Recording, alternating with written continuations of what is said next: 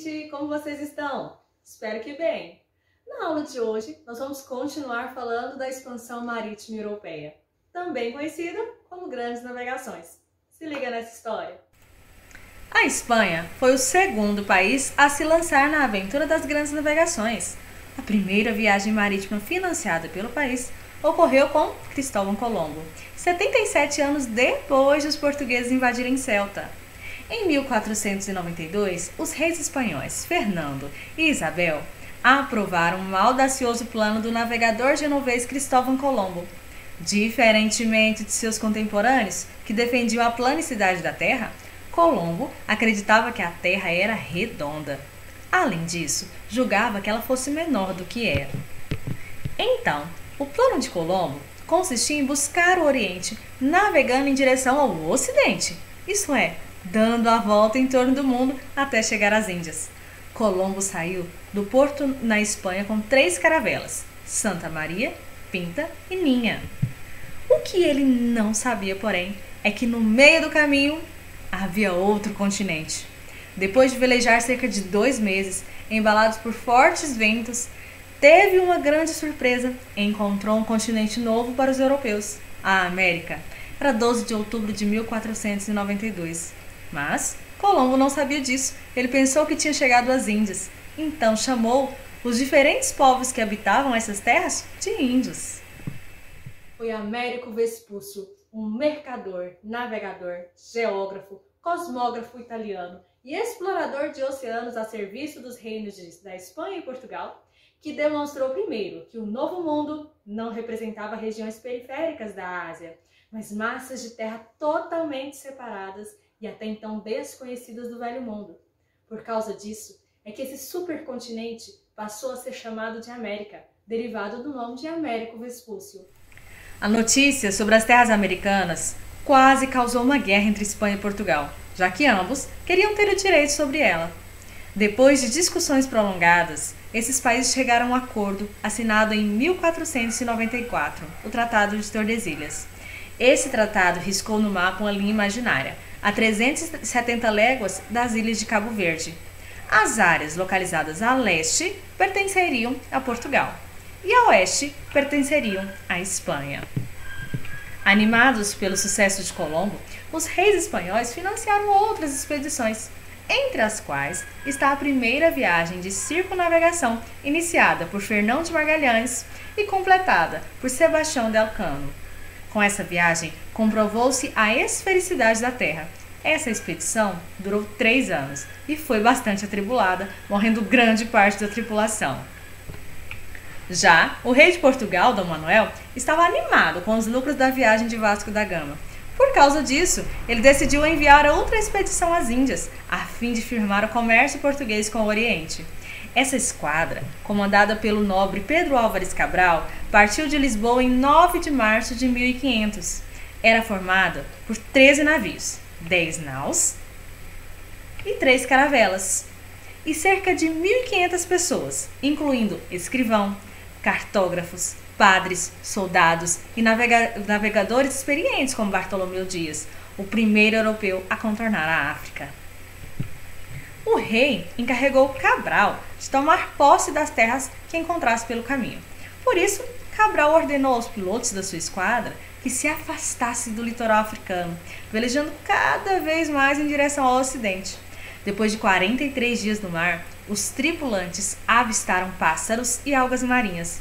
Isso era um sinal de que havia terra por perto.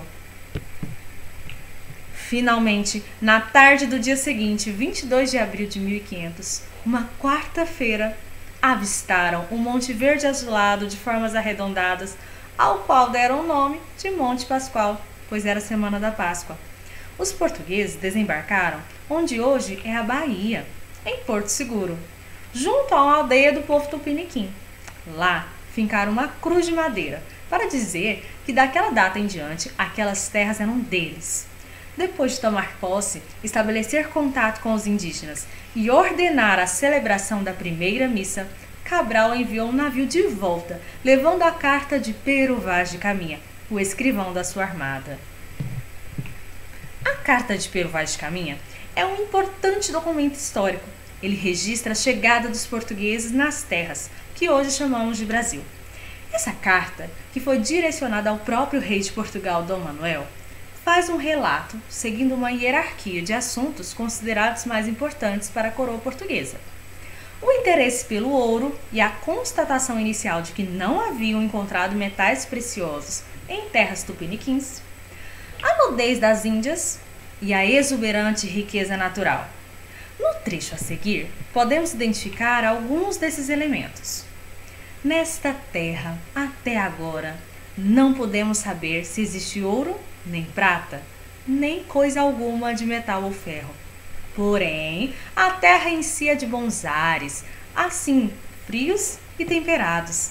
As águas são muitas e infinitas. A terra é tão grandiosa que, querendo aproveitá-la, tudo dará nela, por causa das águas que tem. Porém, o melhor fruto que podemos tirar dela, me parece, será salvar essa gente, tornando-a cristã. E, dessa maneira, aqui, conto a Vossa Alteza o que vi nessa vossa terra. As grandes navegações provocaram importantes mudanças no cenário mundial. A nível econômico, houve uma mudança do eixo econômico do Mediterrâneo para o Atlântico. O Atlântico passou a ser mais importante que o Mediterrâneo como via de comércio. Com isso, assistiu-se ao declínio das cidades italianas, que antes dominavam o comércio do Oriente com o Ocidente. Houve ainda o crescimento do comércio internacional, com o aumento da circulação das mercadorias. E ainda um grande fluxo de riquezas, metais preciosos e novos produtos para a Europa, provenientes do comércio e da exploração colonial. No campo político, houve a ascensão de Portugal e Espanha à condição de potências europeias, a formação de impérios coloniais e o fortalecimento das monarquias nacionais. Os reis ganhavam cada vez mais poder. No campo cultural e científico, houve a difusão da cultura europeia e do cristianismo. Os jesuítas, que compunham a Companhia de Jesus, contribuíram muito para isso, com a cristianização de povos que ainda não conheciam a religião. Houve ainda a revolução nos conhecimentos técnicos e científicos. Cada vez mais, eles melhoravam as técnicas de navegação. Houve a dominação e aculturação dos povos nativos da América e ainda a tomada de consciência do tamanho da terra e da diversidade cultural entre os povos. Enfim, o mundo mudou com a expansão marítima europeia. E para nós, o que mais nos importa nessa história toda é a chegada dos portugueses nas terras onde hoje chamamos de Brasil. Para os portugueses, foi a descoberta de um novo mundo. Para a maior parte dos indígenas que já moravam aqui, foi uma grande invasão. Para alguns estudiosos, foi um encontro ou choque de culturas. Mas, para todos, foi um fato que mudou o curso da história. Muito bem. A partir de então, muita coisa aconteceu. Mas esses são assuntos para as nossas próximas aulas. Até mais, pessoal!